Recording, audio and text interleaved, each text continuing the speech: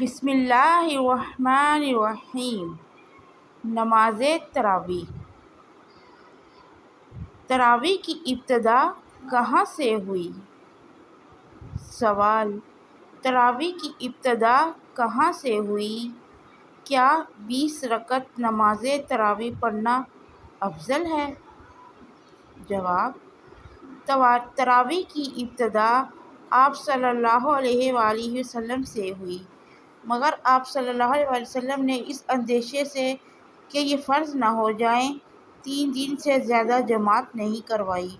صحابہ کرام رضی اللہ تعالیٰ عنہ فرداً پڑھا کرتے تھے اور کبھی 2 4 آدمی جماعت کر لیتے تھے۔ حضرت عمر رضی اللہ تعالیٰ عنہ کے زمانے سے عام جماعت کا رواج ہوا اور اس وقت سے تراویح کی 20 ہی رکعات چلی آ رہی ہیں اور 20 رکعات ہی سنت موقوتہ ہیں۔ روزہ اور تراویح کا آپس میں کیا تعلق ہے؟ سوال: روزہ اور تراویح کا آپس میں کیا تعلق ہے؟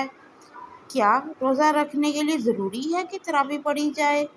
اس کا جواب ہے: رمضان المبارک کے مقدس مہینے میں دن کی عبادت روزہ ہے اور رات کی عبادت تراویح، اور حدیث شریف میں دونوں کو ادا کرنے کا حکم دیا گیا ہے۔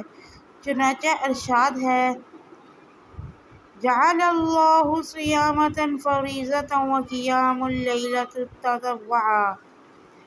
ترجمہ: اللہ تعالیٰ نے اس ماہ مبارک کے روزے کو فرض کیا ہے اور اس میں رات کے قیام کو نفلی عبادت بنایا ہے۔